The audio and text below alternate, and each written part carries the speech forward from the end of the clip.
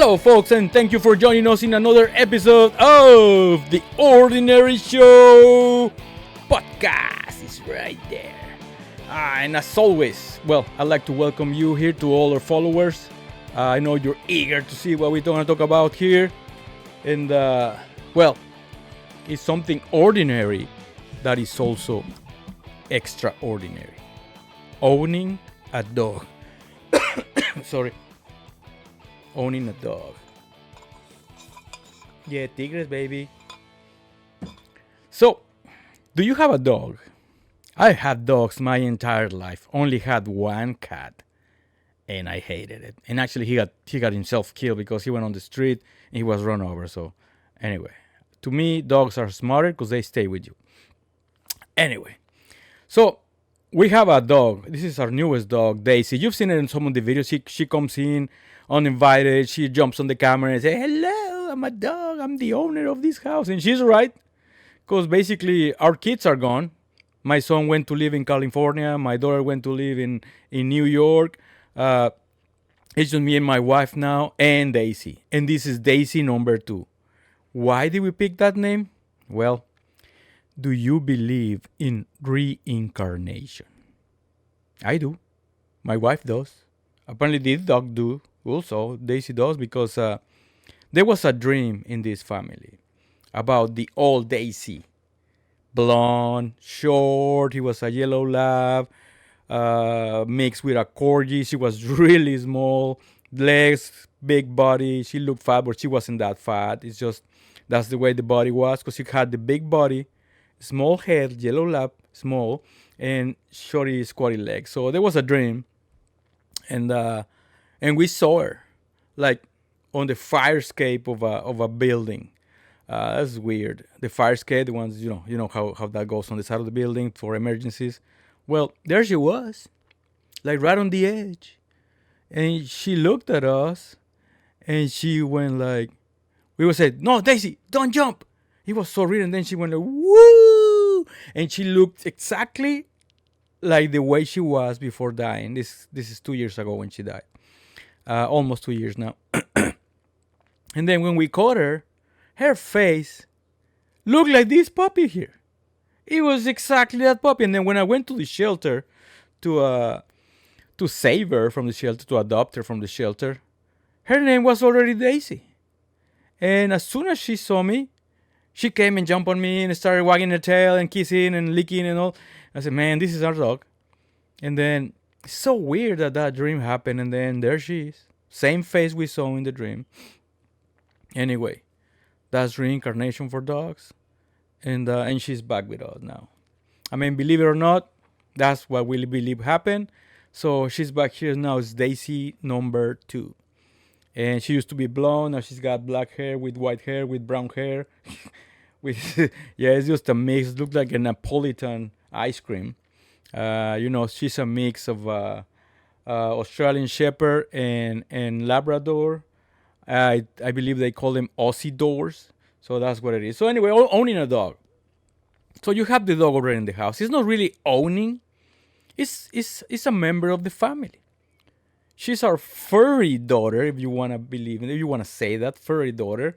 And then we were without a dog since the first day she passed to a better life, I believe.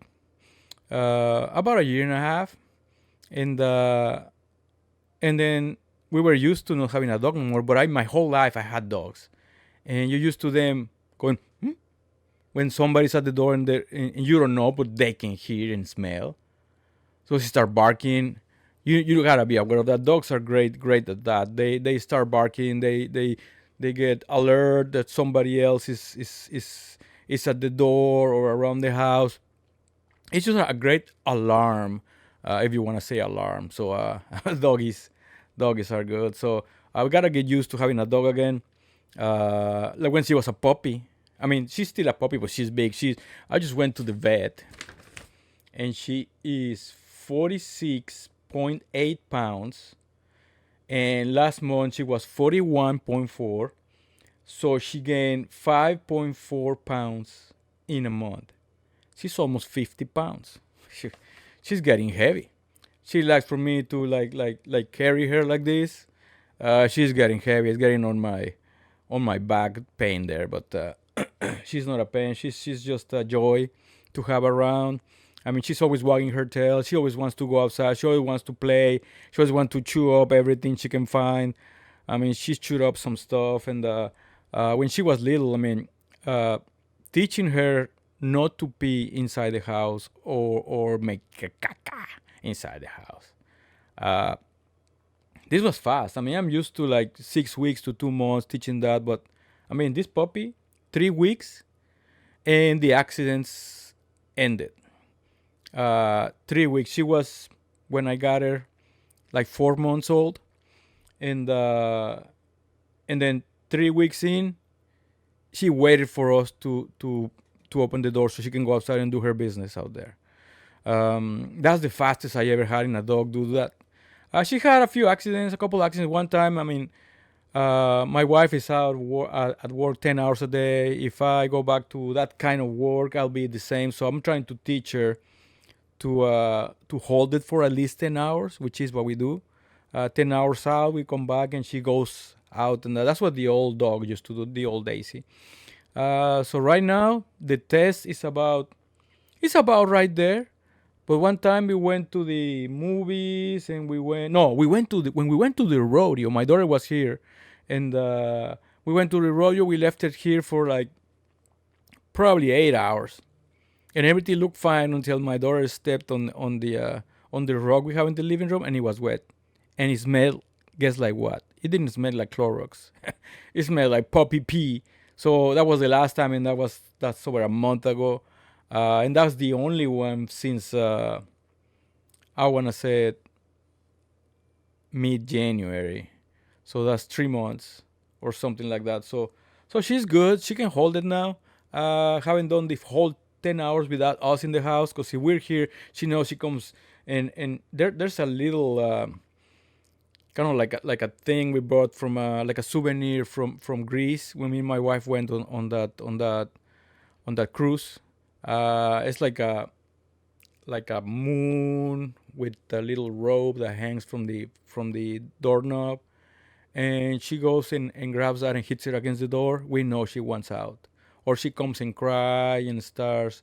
She used to bark, but we taught her not to bark inside the house anymore. Sometimes, rarely does it, but she comes crying like whimper. You know she wants out. So she's really good at that now. Now she's resting because going to the vet is not a good experience to her. She doesn't like riding in cars. This is the first dog I have that gets really nervous to being inside a car. I mean, dogs usually you open the door, they're up there ready to go. I mean, taking her to the vet like I did this morning. Well, I'm gonna say last time. Last time was awful. The ride, going there, she gets so scared. I got some treats. I give her one, and she spit it out. So she's nervous to the point that she doesn't want any food or anything like that. So for her, the fight against that coming on my side, I'm at the wheel here, and she's right here. That's kind of dangerous for what I'm driving, but that's the way she feels better because I have my arm around her. She's looking at the window. She's the whole time panting, like, and you can see the saliva starting to come out. Last time was awful. It was all over my pants. I put her back on the passenger seat. She doesn't like that, so she got even more nervous, and there was saliva everywhere at the end of the ride, there and back. I get her off the truck, and she goes in. She doesn't want to get off the truck. I gotta carry her. Last time was 41.4 pounds. So there you go. And coming out, they only waited because right now it's about the heartworm medication, and so it's gotta be that's based on how much your dog weighs. So they gotta give her the exact dose for that. So they gave her the dose last time, and she won't eat it there because she doesn't like the taste. So what I do also okay. So going back in the car, she didn't wanna come out of the vet's office. I don't know. She's scared of everything, except of going walking to the park, which she does with my wife all the time, maybe 3 or 4 times a week. I barely walk her. I don't know. I don't like walking outside. I'd rather be here in the computer making videos or doing my boxing here. That would be my workout. So anyway, coming back, I mean, the whole seat was full of saliva. The baba in Spanish is saliva. Of course, it's also saliva, but baba is better. Está babeando is salivating. La baba, la baba. So right after we got home, that time I got it off. She didn't want to come down either. She's big enough to jump on the truck and get on the seat. She doesn't do it because she's scared of the truck or the car or whatever we get on. It's just a scaredy dog. And so I get it off, and man, there's saliva everywhere. I bring the first just the regular towels, the paper towels, to suck that up, and then the Clorox, and then a little bit of Febreze spray to combat the smell on the car. I don't worry about dog smell, just the saliva smells weird. It's like, I don't know. So today in the morning, she gets the harness. She sees the harness and she gets excited. She goes, so I put the harness on. She's all excited, you know what? And take her out the door to the garage. I start walking to the truck and she stops. She wants to go that way towards the park and smell all the grasses and stuff. I said, no, you're going this way. She don't wanna go.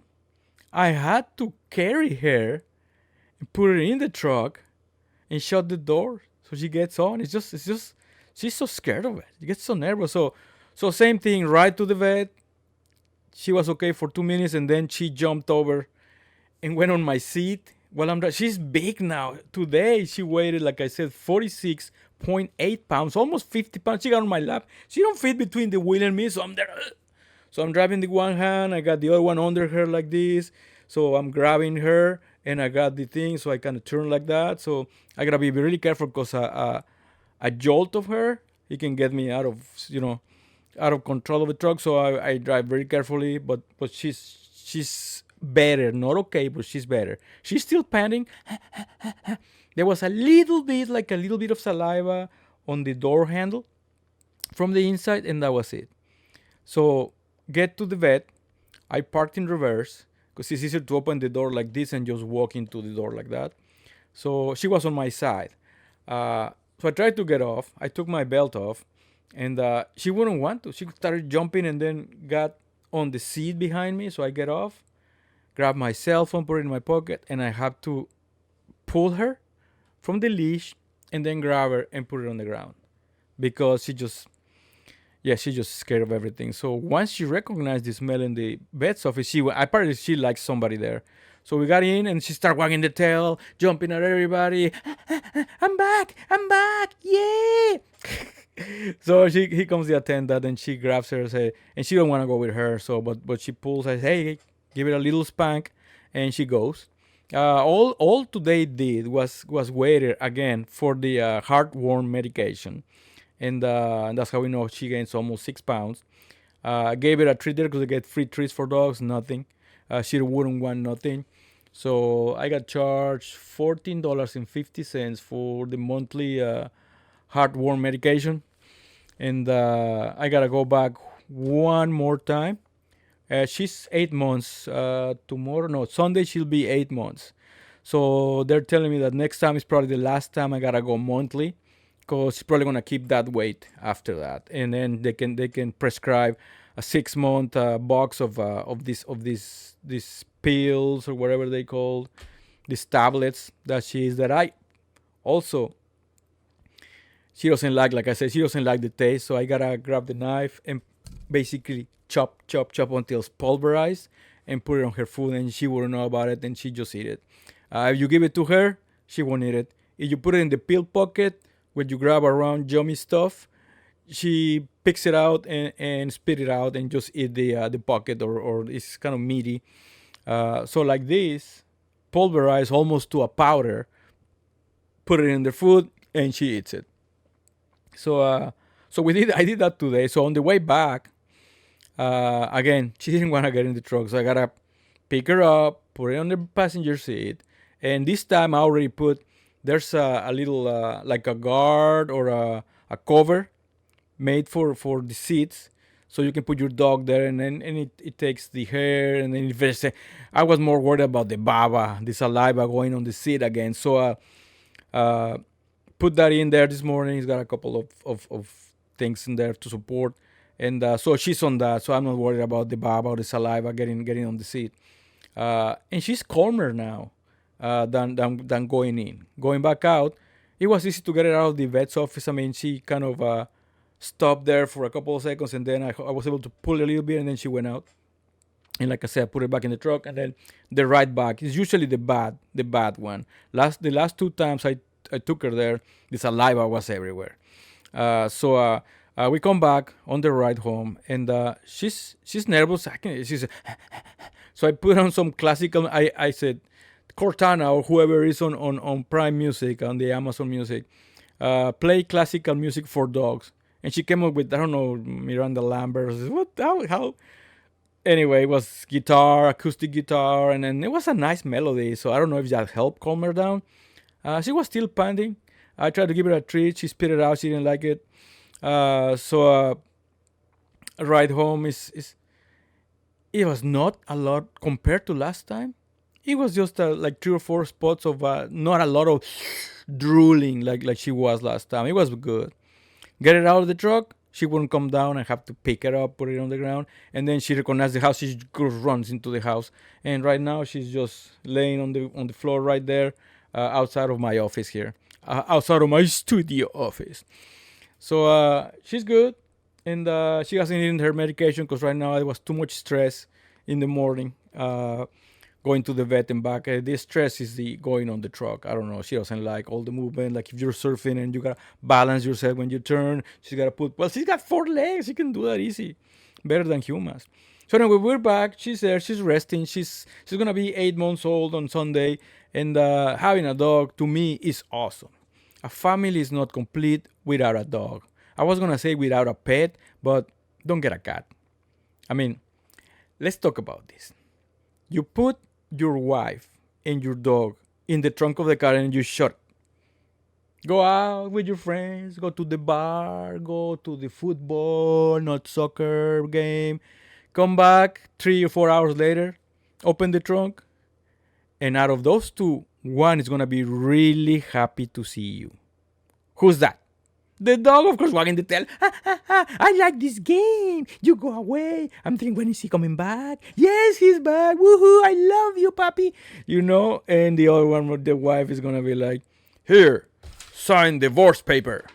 I'm keeping the dog. No, because apparently in those 3 or 4 hours, they bettered their relationship. It grew because being alone in the darkness for 4 hours waiting for the guy to come open the trunk again. But yeah, don't do that. That's just a joke, man. And anyway, dogs are really loyal animals. It doesn't matter what you do; they're there for you always. They can smell when you're sad, and they come and they just sit by you or put their head on your lap, and they try to lick you out of love, right? And concern that why are you sad, because they can smell all of this. It's like the dogs that are trained to for epileptic attacks and high blood sugar and all that. They're trained with this smell. They can smell what's happening in your body chemistry. So if somebody's about to get an epileptic attack or a seizure or something, they know. They are trained to smell that. They get alerted. They go to the refrigerator, open it, get the medicine, get a bottle of water for the person that's about to pass out in a seizure. They bring her down, and she can take her medicine. Dogs are great. Cats never gonna do that. If you're gonna have a pet, have a dog. Yeah, they're great to play with. You throw the ball, they bring it back. Sometimes they don't want to give it to you just because what? Because they're like playing. They want to play some more, and they want to play fetch me. Fetch me is fetch the ball, not fetch you. So tennis balls are great for dogs. The frisbees, I haven't tried with this dog, but those are great too. And this one is a jumper, so I guess she'd be great for frisbee as well. And another game she loves, which is not a game, she likes digging holes in the backyard. I don't know if she wants to go to China, but she gets at it. There's a hole I'm not lying. Like this screen deep, probably 12 inches in the ground, and right next to the fence. Uh, Daisy, come here. You want a treat? Come here. Ven. See, she's a bilingual dog. She knows Spanish and English. Come on, get up. Come here, come here. Come here, doggy. I just want to show her to you. There is the puppy. There is the treat. See, now she's eating it. Say hi. Hear that? That's live action puppy treat munching. Thank you, baby. If you have a dog, they're so loyal. Look at this face. She's awesome, Daisy. We love you. Thank you for coming back to us. Say something to the microphone. Of course, that was me. Okay, she had enough for the treat. You want another treat? Okay, I'll give you another treat just for the camera. There you go. Yeah, I guess 2 is enough for her. So that was the grand finale, I guess. Thank you, Daisy, for coming. She loves those treats. Those are the training treats. We've been trying, but she's kind of she's hard-headed. So we'll continue to do so. And anyway, folks, thank you for watching us.